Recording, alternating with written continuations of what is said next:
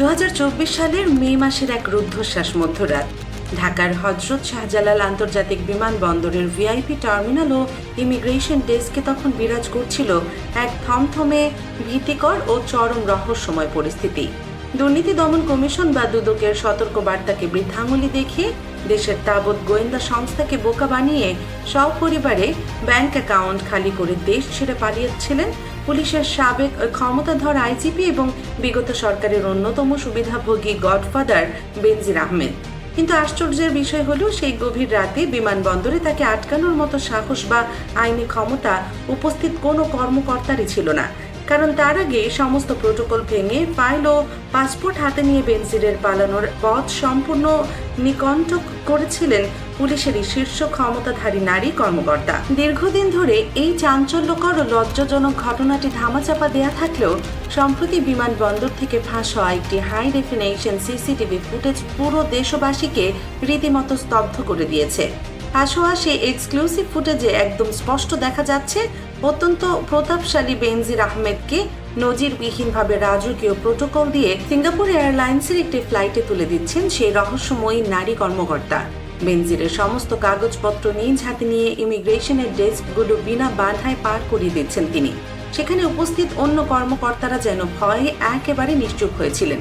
গভীর ও বস্তুনিষ্ঠ অনুসন্ধানে এবার বেরিয়ে এসেছে দেশ কাঁপানো এই নারী কর্মকর্তার আসল পরিচয়। তিনি আর কেউ নন, তিনি হলেন র্যাবের সদর দপ্তরের অপারেশন উইং এর তৎকালীন সিনিয়র সহকারী পরিচালক এবং অতিরিক্ত পুলিশ সুপার শাহেদা সুলতানা। যেখানে আয়েশা সিদ্দিকার মতো বেনজিরের অন্ধ অনুগত ক্যাডার কর্মকর্তাদের ইতিমধ্যেই চাকরিচ্যুত করা হয়েছে, সেখানে এই শাহেদা সুলতানা কিভাবে বহাল তবিয়তে ইউনিফর্ম গায়ে জড়িয়ে আছেন তা নিয়ে খোদ পুলিশ সদর দপ্তরে চলছে তুমুল তোলপাড় এবং সমালোচনার ঝড়। অতিরিক্ত এসপি শাহেদা সুলতানা এবং বেনজির আহমেদের এই প্রভাবশালী সিন্ডিকেটের শেকড় কিন্তু এক রাতে গজিয়ে ওঠেনি।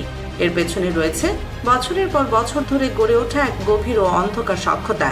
বেনজির আহমেদ যখন র্যাবের মহাপরিচালক বা ডিজি ছিলেন, শাহেদা সুলতানা তখন থেকেই তার অত্যন্ত বিশ্বস্ত বলয়ে কাজ করতেন। পরবর্তীতে বেনজির যখন পদোন্নতি পেয়ে পুলিশের সর্বোচ্চ পদ আইজিপির চেয়ারে বসেন, তখন তার সরাসরি আশীর্বাদ ও হস্তক্ষেপে শাহেদা সুলতানার পোস্টিং হয় পুলিশ হেডকোয়ার্টার্সের অত্যন্ত স্পর্শকাতর আইজিপি সেকশনে। শুনলে অবাক হবেন, সেখানে শাহেদা সুলতানার অফিসিয়াল বা আনঅফিসিয়াল মূল কাজ আসলে কি ছিল। তিনি মূলত বেনজির আহমেদের স্ত্রী ও সন্তানের সার্বক্ষণিক প্রোটোকল অফিসার। বেনজির আহমেদের নিত্যদিনের বাজার করা, অবৈধ জমির দলিল ও ফাইল মেইনটেনেন্স করা থেকে শুরু করে তাদের সমস্ত ব্যক্তিগত ও বিলাসবহুল জীবনযাপন সামলাতেন এই শাহেদা সুলতানা। গোপালগঞ্জের সেই বিতর্কিত সাভানা ইকো রিসোর্টের অনেক গোপন নথিপত্র তার হাত দিয়ে আদান প্রদান হতো বলে গুঞ্জন রয়েছে। বেনজির অবসরে যাওয়ার পরও শাহেদার প্রতি তার স্নেহের হাত একটুও সরাননি, বরং বিশেষ তদবির করে শাহেদাকে পুনরায় র্যাব সদর দপ্তরের অপারেশন উইংয়ে ফিরিয়ে আনা হয়। আর র্যাবের এই শীর্ষ পদের প্রভাব ও ক্ষমতার চরম অপব্যবহার করে 2024 সালের 4 মে রাতে ইমিগ্রেশন ও কাস্টমস কর্মকর্তাদের ধমক দিয়ে বেনজিরকে নিরাপদে দেশ ছাড়তে সাহায্য করেছিলেন এই নারী পুলিশ কর্মকর্তা। বেনজির আহমেদের বিরুদ্ধে যখন হাজার হাজার কোটি টাকার অবৈধ সম্পদ, বিদেশে অর্থ পাচার এবং শত শত ব্যাংক অ্যাকাউন্টে অস্বাভাবিক লেনদেনের পাহাড়সম প্রমাণ মিলতে শুরু করে, তখন দেশ জুড়ে তীব্র ধিক্কারের ঝড় ওঠে। ঠিক সেই মুহূর্তেই বিচার বিভাগের মুখোমুখি হওয়ার ভয়ে বেনজির দুবাইয়ে গিয়ে আত্মগোপন করেন। বর্তমানে আন্তর্জাতিক অর্থ পাচারের সুনির্দিষ্ট অভিযোগে তিনি দুবাই পুলিশের হাতে গ্রেফতার হয়ে অন্ধ কারাগারে বন্দী আছেন। কিন্তু মূল হোতা জেলে হলেও তাকে ইমিগ্রেশন পার করিয়ে দেয়া প্রধান সহযোগী শাহেদা সুলতানা 2024-এর ছাত্র জনতার ঐতিহাসিক পথ পরিবর্তনের পরও এক অদৃশ্য খুঁটির জোরে পার পেয়ে যাচ্ছিলেন। অত্যন্ত সুকৌশলে তাকে আড়াল করার জন্য সম্প্রতি তাকে র্যাব থেকে সরিয়ে প্রথমে রাজশাহী রেঞ্জে এবং পরবর্তীতে হঠাৎ করে এপিবিএনে বদলি করা হয়েছে। পুলিশ বাহিনীতে এপিবিএন এর বদলিকে অনেকে ডাম্পিং পোস্টিং বা আড়ালে রাখার জায়গা হিসেবে মনে করেন। শাহেদা সুলতানাকে স্থায়ীভাবে বরখাস্ত না করে যেভাবে এক ইউনিট থেকে আরেক ইউনিটে বদলি করে জনগণের চোখের আড়াল করার চেষ্টা চলছে, তা নিয়ে সৎ, ত্যাগী ও পেশাদার পুলিশ কর্মকর্তাদের মনে তীব্র ক্ষোভের সৃষ্টি হয়েছে। সাধারণ মানুষ আজ অত্যন্ত যৌক্তিক প্রশ্ন তুলছেন, যিনি একজন আন্তর্জাতিক ফেরারি আসামিকে দেশ থেকে নির্বিঘ্নে পালিয়ে যেতে সরকারি রাষ্ট্রীয় ক্ষমতার অপব্যবহার করলেন, তাকে কেন 24 পরবর্তী নতুন বাংলাদেশে ইউনিফর্ম পরিয়ে সাধারণ করদাতার টাকায় সরকারি বেতন দেওয়া হচ্ছে? তবে সাধারণ মানুষের এই ক্ষোভ আর বেশি দিন দীর্ঘায়িত হবে না। বিগত স্বৈরাচারের দোসর ও বেনজির সিন্ডিকেটের এই প্রোটোকল অফিসারের ডানা কাটার জন্য ঢাকার ক্ষমতার অনিন্দে ইতিমধ্যে চূড়ান্ত নকশা প্রস্তুত হয়ে গেছে। বর্তমান সরকারের নীতি এবং প্রধানমন্ত্রী তারেক রহমানের তরফ থেকে আসা বার্তা একদম স্ফটিকের মতো স্পষ্ট। বিগত 15 বছর ধরে যারা রাষ্ট্রীয় ক্ষমতার অপব্যবহার করে দুর্নীতিবাজ এবং মানবাধিকার লঙ্ঘনকারীদের প্রোটোকল দিয়েছে, তাদের পুলিশ বাহিনী থেকে মাইক্রোস্কোপ দিয়ে খুঁজে খুঁজে বের করে চরম শাস্তির মুখোমুখি করা হবে।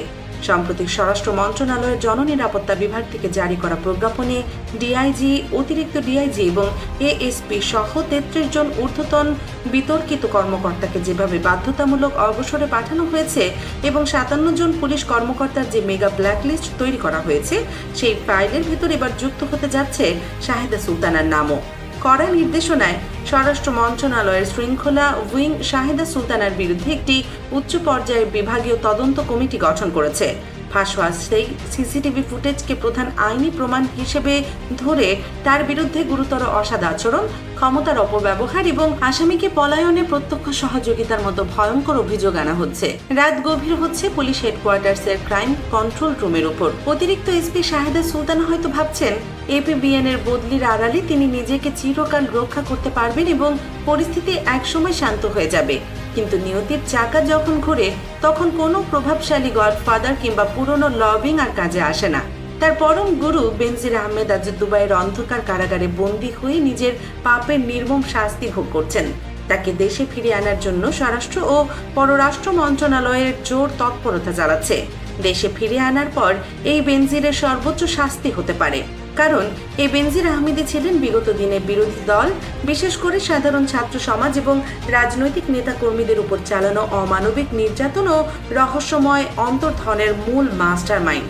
নতুন স্বাধীন বাংলাদেশে আইনের শাসন কায়েমের স্বার্থে বেনজিরের এই প্রধান সহযোগী এবং র্যাবের সাবেক কর্মকর্তা শাহেদা সুলতানার মতো অতি উৎসাহী অপরাধীদের বিচার করা এখন সময়ের সবচেয়ে বড় দাবি। সাধারণ মানুষের ট্যাক্সের টাকায় কেনা ইউনিফর্মের আড়ালে লুকিয়ে থাকা এই অবিশিষ্টাংশদের অবিলম্বে গ্রেফতার করে চাকরি থেকে স্থায়ীভাবে বরখাস্ত করে আদালতের কাঠগড়ায় দাঁড় করানোই হবে 24 পরবর্তী বাংলাদেশের নতুন বন্দোবস্ত। একটি জবাবদিহিমূলক পুলিশ বাহিনী গড়ে তুলতে হলে এই ধরনের আগাছা পরিষ্কার করার কোনো বিকল্প নেই। এটাই হবে জুলাই আগস্টের বীর শহীদদের রক্তের প্রতি প্রকৃত সম্মান এবং ইনসাফ কায়েমের চূড়ান্ত বিজয়। খেলা তো মাত্র শুরু হলো। শাহেদের শেষ রক্ষা যে আর হচ্ছে না, তা তার ফাইলের উপর পড়া লাল কালির দাগই পরিষ্কার বলে দিচ্ছে।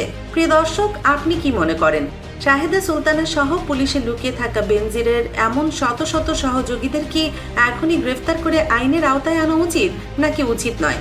আপনার অত্যন্ত মূল্যবান ও সুচিন্তিত মতামত অবশ্যই আমাদের মন্তব্যের ঘরে লিখে জানান। দেশ বিদেশের রাজনীতি, সামরিক সমীকরণ ও চাঞ্চল্যকর খবরের বস্তুনিষ্ঠ বিশ্লেষণ সবার আগে পেতে দেশ নিউজ 24 চ্যানেলটি সাবস্ক্রাইব করে বেল আইকনটি বাজিয়ে রাখুন।